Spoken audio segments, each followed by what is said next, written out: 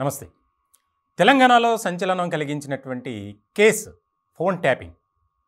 ఈ వ్యవహారంలో ఎస్ఐబిలో డీఎస్పీగా పనిచేసినటువంటి ప్రణీత్ రావు ఆయన మెడ చుట్టూ ఉచ్చు బిగుస్తుంది. ఆయనే కాదు, ఆయనతో పాటు మరొక 6 పోలీసు ఉన్నత అధికారులపై కూడా పంజాగుట్ట పోలీస్ స్టేషన్లో కేసు నమోదైంది. చాలా కీలకంగా మారినటువంటి ఈ వ్యవహారంలో మరికొద్ది గంటల్లోనే ప్రణీత్ రావుని పోలీసులు అరెస్ట్ చేయబోతున్నారు. ఇప్పుడు పోలీసు వర్గాల్లో ఇదే చర్చ. వాస్తవానికి ఎస్ఐబిలో ఆయన చేసినటువంటి అక్రమాలు, అరాచకాలు అన్నీ ఒక నమ్మకమైనటువంటి విభాగంలో పనిచేస్తున్నటువంటి అధికారి ఎట్లా ఉండాలి, ఏ రకమైనటువంటి వ్యవహార శైలితో ముందుకు అడుగులు వేయాలి అనేది విచక్షణ మరిచిపోయి వ్యవహరించాడు. దీనికి సంబంధించి ఇప్పుడు పంజాగుట్ట పోలీస్ స్టేషన్లో కేసు నమోదైంది. ఆల్రెడీ శాఖాపరమైనటువంటి విచారణ కూడా పూర్తయింది. ఇక అరెస్టే తరువాయి. ఈ వ్యవహారంలో ఇంటెలిజెన్స్ చీఫ్గా ఉన్నటువంటి ఒక ఐపీఎస్ అధికారి రిటైర్డ్ ఆయన కూడా ఇరుక్కోబోతున్నారు. తెలంగాణ పోలీస్ శాఖలో వినిపిస్తుంది ఇదే. అలాగే బీఆర్ఎస్ పార్టీలో ఉన్నటువంటి కొంతమంది కీలకమైనటువంటి నేతలు కూడా విచారణ ఎదుర్కోబోతున్నారు. ఒకవేళ ప్రణీత్ రావు చెప్పేటువంటి ఏదైతే స్టేట్మెంటు విషయాలు ఉంటాయో వాటిని బట్టి వారిపై చర్యలు ఉంటాయి. ఇప్పుడు ఇది ప్రధానమైనటువంటి టాపిక్గా మారింది. అతను చేసినటువంటి పని అంటే ఇంటెలిజెన్స్ వ్యవస్థ ఏ పని చేయకూడదో ఆ పని చేశాడు. ముఖ్యంగా అధికార పార్టీలో ఉన్నటువంటి గతంలో బీఆర్ఎస్ ఆ పార్టీ కానీ ఆ పార్టీ నాయకుల మీద ఎవరైనా ఏదైనా మాట్లాడితే అది రికార్డింగ్ చేయటం, దానికి సంబంధించి కొంతమంది సెలెక్టెడ్ పర్సన్స్వి ఫోన్ ట్యాపింగ్, అలాగే వారి కదలికలు, ఎక్కడికి వెళ్తున్నారు, ఎవరిని కలుస్తున్నారు, ఈ విషయాలు వివరాలన్నీ వారికి చేరవేయటం. దీనికి సంబంధించి తెలంగాణలో ప్రభుత్వం మారిన తర్వాత ఆగ మేఘాల మీద ఆ ఎస్ఐబిలోకి వెళ్ళి సీసీ కెమెరాల కనెక్షన్ కట్ చేసి అక్కడ ఉన్నటువంటి హార్డ్ డిస్క్లు, సిస్టమ్స్, అలాగే విలువైనటువంటి డాక్యుమెంట్స్, ఫైల్స్ మాయం చేశాడు. మాయం చేయటమే కాదు, ఎక్కడా కూడా ఎవరికి దొరకకుండా ఉండేందుకు తగిన ఏర్పాట్లు చేశాడు. మొత్తం దగ్ధం చేశాడు. ఇలాంటి సందర్భంలో చాలా కీలకమైనటువంటి అంశాలు ఉన్నాయి కాబట్టి అవి ఎలా తీయాలి ఏంటనే దాని మీద కూడా అధికారులు ఆలోచన చేస్తున్నారు. చాలా కీలకమైనటువంటి అంశంగా ఇది మారింది. దీనికి సంబంధించి ప్రణీత్ రావుతో పాటు మరొక 6 అరెస్ట్ చేస్తారనేది కూడా బాగా వినిపిస్తుంది. ప్రధానంగా వారి మీద పెట్టినటువంటి సెక్షన్స్ మనం చూద్దాం. 409, 427, 201, 120B, అలాగే IT act 65, 66, 70, prevention of damage to public property section 3 కింద కేసు నమోదు చేశారు. ఇవన్నీ నాన్ బెయిలబుల్, బెయిల్ వచ్చే పరిస్థితి కూడా ఉండదు.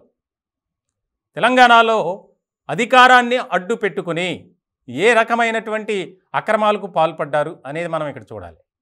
మొన్నటికి మొన్న హెచ్ఎండిఏలో మాజీ డైరెక్టర్గా ఉన్నటువంటి శివబాలకృష్ణ ఆదాయానికి మించినటువంటి ఆస్తుల కేసులో అరెస్ట్ అయ్యారు.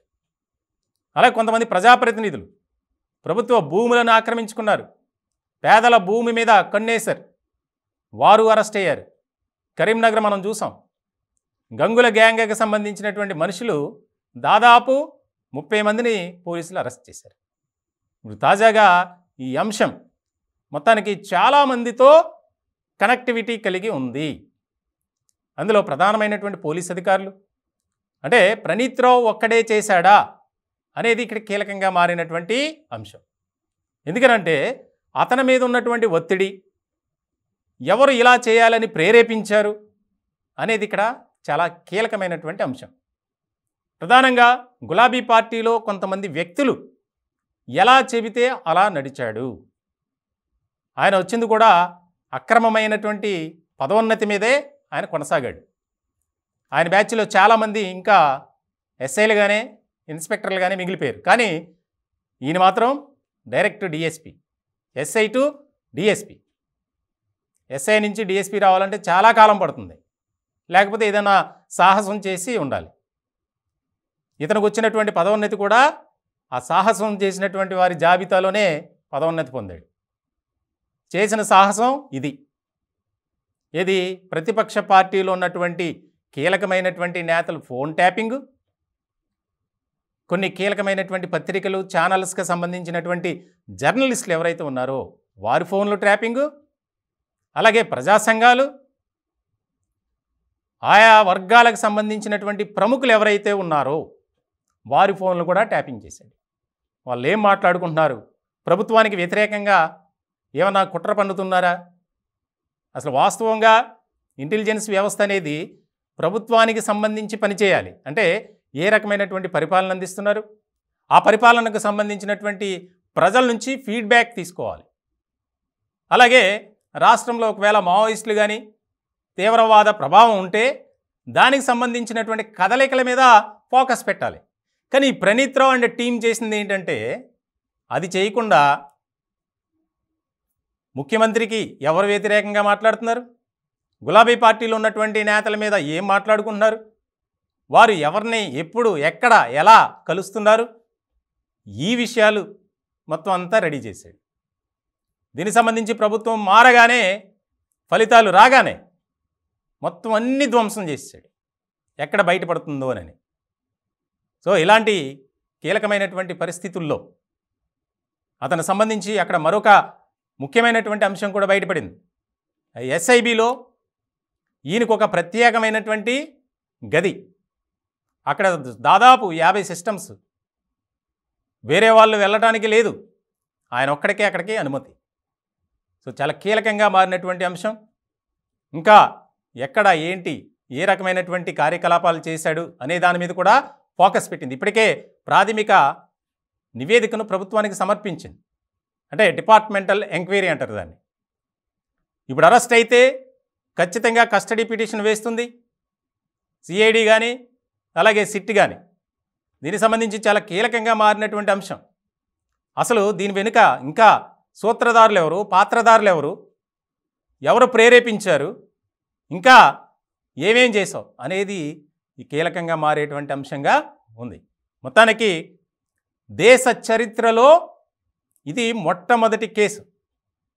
ఒక ఇంటెలిజెన్స్ వ్యవస్థలో ఈ రకమైనటువంటి అధికారి ఇలా అక్రమాలకు పాల్పడటం, అధికార దుర్వినియోగం మొత్తానికి చాలా కీలకమైనటువంటి పరిణామం. పంజాగుట్ట పోలీసులు కేసులు అయితే నమోదు చేశారు. దీనికి సంబంధించి ఏ రకమైనటువంటి అడుగులు వేస్తారు అనేది ఇక్కడ ముఖ్యమైనటువంటి అంశంగా మారింది.